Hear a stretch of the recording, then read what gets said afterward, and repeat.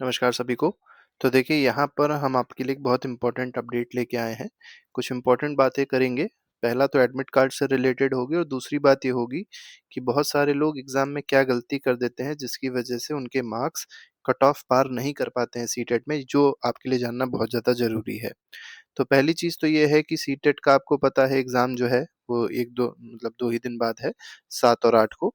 ठीक है? तो अभी जो एडमिट कार्ड है उसका अपडेट देखने को नहीं मिला है, लेकिन ये है कि शाम तक आज ज़रूर एडमिट कार्ड आपका रिलीज़ हो जाएगा। ठीक है? आज शाम तक नहीं तो कल सुबह तो आपका एडमिट कार्ड आ ही जाना है, मतलब कल दोपहर या आज शाम तक एडमिट कार्ड आ जाएगा, तो बिल्कुल एडमिट कार्ड के लिए परेशान मत होइएगा। वेबसाइट जो है वो CTET.nic.in, आप सीटेट सीधे डालिएगा गूगल पे, आपको ये वेबसाइट मिल जाएगी। इसी में जाके आपको लेटेस्ट न्यूज़ के सेक्शन में ही एडमिट कार्ड पॉपअप करने लग जाएगा। उस पे आप क्लिक करके अपना जो भी एप्लीकेशन आईडी, रजिस्ट्रेशन नंबर है डाल के अपना एडमिट कार्ड को डाउनलोड कर सकते हैं। अभी भी ऐसे कोई लोग हैं जिन्होंने सिटी इंटीमेशन ना देखा हो कि किस सिटी में आपका एग्ज़ाम पड़ा है, तो वो इसी वेबसाइट में नीचे सेक्शन में जाइएगा तो सिटी इंटीमेशन करके एक पॉपअप पड़ा हुआ है, उस पे आप जब टैप करेंगे तो वहाँ पर आपको पता चल जाएगी कौन-सी सिटी में आपका एग्ज़ाम पड़ा हुआ है, उसका पहले ही दे दिया गया था, सीटेट ने पहले ही उसके बारे में बता दिया था। अब बात हम लोग करेंगे कि कौन-सी ऐसी चीज़ है जिसकी वजह से सीटेट का एग्ज़ाम क्वालीफाई नहीं हो पाता है।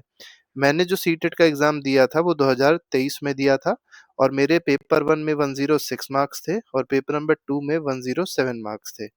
देखिए मैंने कोई ख़ास अलग से तैयारी नहीं करी थी, ना किसी का बैच लिया था, ना कुछ लिया था। बस मैंने अपना क्या स्ट्रॉन्ग किया, एनसीईआरटी जो थी मेरी स्ट्रॉन्ग थी। अब सीटेट जो है पहली चीज़ जो क्वेश्चन पूछता है वो ज़्यादातर आपको एनसीईआरटी में ही मिलेंगे, कहीं और किसी रेफ़रेंस किताब में, बड़ी-बड़ी किताबों में उसको पढ़ने की ज़रूरत नहीं होती है। अगर आपने एनसीईआरटी पढ़ी है तो आराम से सीटेट निकल जाता है। बस होता क्या है, ये पेपर टफ क्यों है? ये पेपर टफ इस वजह से है क्योंकि जो ऑप्शंस आप देखेंगे, वो ऑप्शंस थोड़े से टफ कर देते हैं। जैसे कोई क्वेश्चन बनाया, उसमें 4 ऑप्शन दिए ए, बी, सी, डी। अब जो आंसर होगा, जिस पे आपको टिक लगाना होगा, वो इस ए, बी, सी, डी पे हो सकता है ना हो। मतलब ज़्यादातर क्वेश्चन में तो ए, बी, सी, डी ऑप्शन में कोई ना कोई एक टिक लगाना पड़ेगा। लेकिन इसके आपको बाद 1, 2, 3, 4 करके ऑप्शन लिखा होगा और 1 में होगा ए और बी करेक्ट है, 2 में होगा बी और सी करेक्ट है, सी में होगा ए, बी, सी तीनों ही करेक्ट हैं और डी में होगा नन ऑफ द अबव। तो बच्चा इसी में कन्फ्यूज़ हो जाता है। तो इसी वजह से थोड़ा-सा पेपर जो है वो आपको ट्रिकी दिखाई पड़ेगा, थोड़ा-सा लेंदी दिखाई पड़ेगा। लेकिन अगर आपकी रीडिंग स्किल्स अच्छी हैं, अगर आप पेपर को अच्छे से रीड कर लेते हैं, समझ लेते हैं कि क्वेश्चन आपसे पूछना क्या चाह रहा है। देखिए क्वेश्चन बहुत ज़्यादा टफ नहीं होने वाले हैं और कोई ना कोई ऑप्शन ऐसा होगा जिसको आप देख के ही हटा सकते हैं। ठीक है? मतलब उसको नेग्लेक्ट कर सकते हैं कि ये ऑप्शन तो आंसर नहीं हो सकता है। तो वो भी कहीं न कहीं ट्रिक जो है वो काम आती है सीटेट को क्वालीफाई करने में। तो बहुत सारी ट्रिक्स होती हैं जिससे आप सीटेट को क्वालीफाई कर सकते हैं। जिसमें सबसे पहली ट्रिक ये है कि आप क्वेश्चन को रीड अच्छे से करिएगा और ऑप्शन को अच्छे से पढ़िएगा, फिर टिक लगाइएगा। जल्दीबाज़ी में क्या होता है, पहला ऑप्शन पढ़ लिया, लोग उसी पे ही टिक लगा देते हैं और पता चला आखिरी ऑप्शन था ऑल ऑफ द अबव, उसको देखा ही नहीं। तो क्वेश्चन आपको पहले ठीक से पढ़ना है, पूछा क्या गया है, मतलब कोई चीज़ पूछी गई कि हो रही है कि नहीं, क्योंकि नॉट जब क्वेश्चन में लगा होता है, तो वो कई लोग देखते ही नहीं हैं।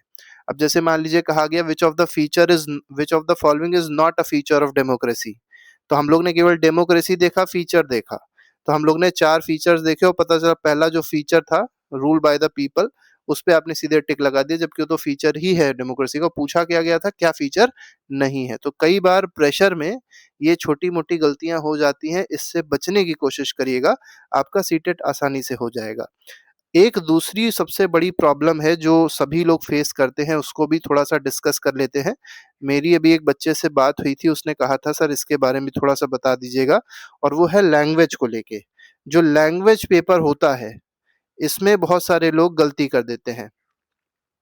लैंग्वेज पेपर जैसे मान लीजिए आपने फर्स्ट लैंग्वेज जो है वो हिंदी को करा है और सेकंड लैंग्वेज आपने इंग्लिश को करा है, ठीक है?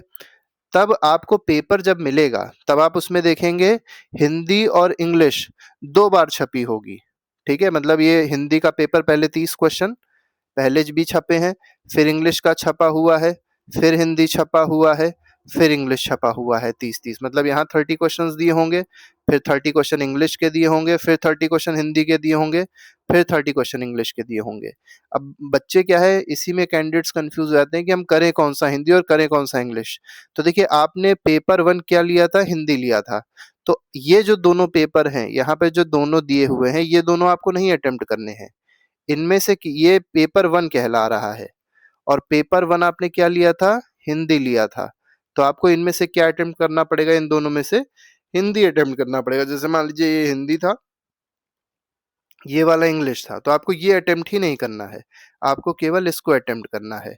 सिमिलरली इन दोनों में अगर आप देखेंगे तो मान के चलिए ये हिंदी था और ये वाला इंग्लिश था, तो पेपर 2 आपका क्या है, इंग्लिश है। तो आप ये वाला हिंदी ना अटेम्प्ट करने लग जाइएगा कि आपने पहला भी हिंदी अटेम्प्ट कर दिया, दूसरा भी हिंदी अटेम्प्ट कर दिया, आपका जीरो हो जाएगा, कोई मतलब ही नहीं है उसका। आप क्या करेंगे, पेपर 2 में इंग्लिश को अटेम्प्ट करेंगे, मतलब इसको अटेम्प्ट करेंगे।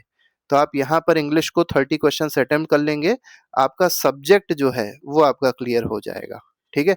तो ये जो सब्जेक्ट वाली चीज़ है कि कौन-सा पेपर लैंग्वेज जो होता है, वो कौन-सा पेपर अटेम्प्ट करें, कौन-सा पेपर ना अटेम्प्ट करें, तो आपको ये देखना पड़ेगा एडमिट कार्ड में, जब आपने फॉर्म भी भरा होगा, तो आपने पेपर 1 में क्या चूज़ किया और पेपर 2 में क्या चूज़ किया है। पेपर 1 में जो चीज़ उसमें हालाँकि लिखा भी रहता है पेपर 1 है, और फिर आगे आप बढ़ेंगे तो देखेंगे पेपर 2 लिखा रहता है। ठीक है? जैसे यहाँ जो दोनों पेपर्स होंगे, इसमें लिखा होगा पेपर 1, ठीक है? तो ऐसे भी आप इसको समझ सकते हो। यहाँ पर जब आप दोनों पेपर्स देखेंगे, इसमें लिखा होगा पेपर 2, तो आप ऐसे भी चीज़ों को समझ सकते हैं। ठीक है? तो मतलब इस तरीके से आपको थोड़ा-सा ध्यान देना पड़ेगा पेपर करते समय, वरना ये छोटी-मोटी जो मिस्टेक्स होती हैं, इसकी वजह से आपका पूरा पेपर जो है वो बर्बाद हो जाएगा। बाकी अगर आपको कोई भी प्रॉब्लम हो रही है सीटेट के एग्ज़ाम को लेके, तो आप लोग कमेंट बॉक्स में ज़रूर मेंशन करिएगा। आपकी जो भी प्रॉब्लम होगी उसका आंसर देने की पूरी कोशिश करी जाएगी। ठीक है? और देखिए, बहुत ज़्यादा आपको नेगेटिव मार्किंग जो है, कोई है नहीं इसमें नेगेटिव मार्किंग, तो आप क्या करना है, आपको 150 क्वेश्चंस होंगे, तो सारे के सारे क्वेश्चन अटेम्प्ट जरूर करने हैं। ये नहीं कि आप ये सोच के चल रहे हैं कि मुझे तो केवल 120 ही क्वेश्चन आते हैं तो वही अटेम्प्ट करूँ, आप सारे क्वेश्चंस को अटेम्प्ट करिएगा। और अगर मान लीजिए आप थोड़ा-सा और ट्रिक लगाना चाह रहे हैं, तो मैंने जो देखा है अभी तक, ज़्यादातर ऑप्शन जो होते हैं वो सी ऑप्शन ही होता है। तो आप चाहें तो अंधी में सी ऑप्शन पे रिस्क ले सकते हैं, अगर आपको मन करे कि सी ऑप्शन पे रिस्क लेना है, तो जो क्वेश्चन आपको नहीं आ रहे हैं 10, 5, 15 जो भी हैं, उसमें आप सी ऑप्शन लगा लीजिएगा, उसमें 5-6 क्वेश्चन आपके वैसे ही सही हो जाएँगे। ठीक है? तो उसमें बहुत ज़्यादा परेशान होने की ज़रूरत नहीं है, ये आपको पता होना चाहिए। और याद रखिएगा, जनरल कैंडिडेट जो है, उसको 90 मार्क्स लाने हैं 150 में से, मतलब 60% मार्क्स लाने होते हैं।